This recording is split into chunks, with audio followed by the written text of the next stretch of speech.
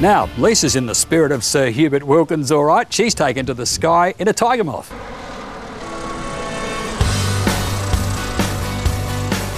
The skies above Aldinga are abuzz as light aircraft of all types set off daily from the coastal town's airstrip. They're the collective obsession of new operators Martin and Gayleen Smith and their daughter Bonnie.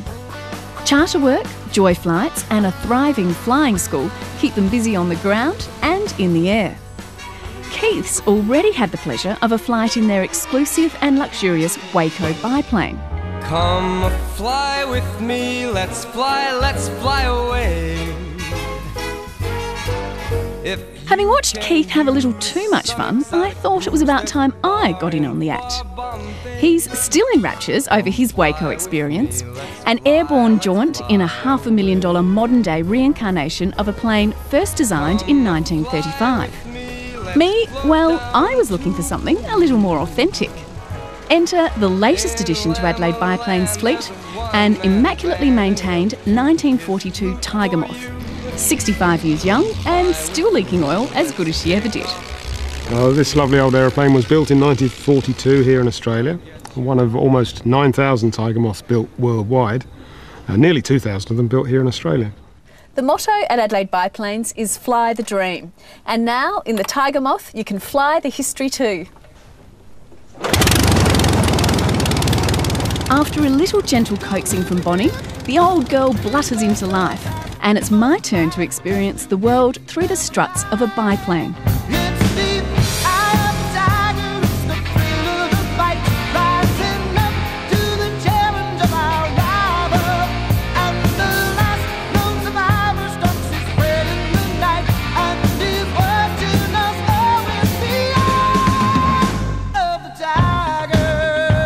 With a top speed of about 70 knots and a fuel tank of just 19 gallons, this is no high-performance speed machine, but she's still up to a few gentle twists and turns. Can't keep my eyes from the circling sky.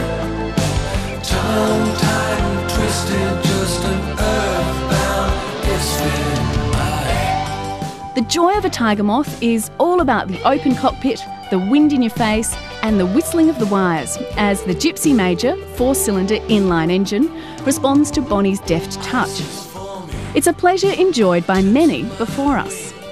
Entered service with the Royal Australian Air Force and spent many sterling years teaching young pilots to fly.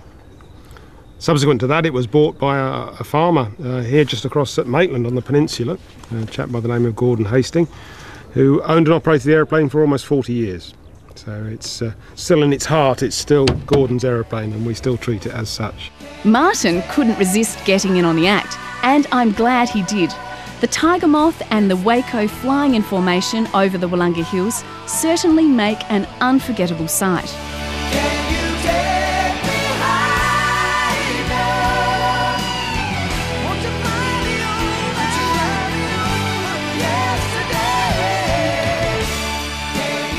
Fantastic. It was such a beautiful day, but it's just, you really know you're flying. It's just, you're in the elements, and it's just amazing. And amazing with the other plane right on your wing.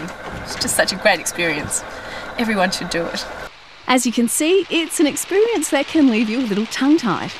But a pilot who could master and fly one of these could more or less fly anything? Well, it's been often said that to fly a Tiger Moth, it's easy to fly a Tiger Moth, but it's difficult to fly a Tiger Moth well, and that's probably true. Yeah, there's an element of truth in the fact if you can fly a Tiger, you'll probably make a reasonable fist of most other aeroplanes.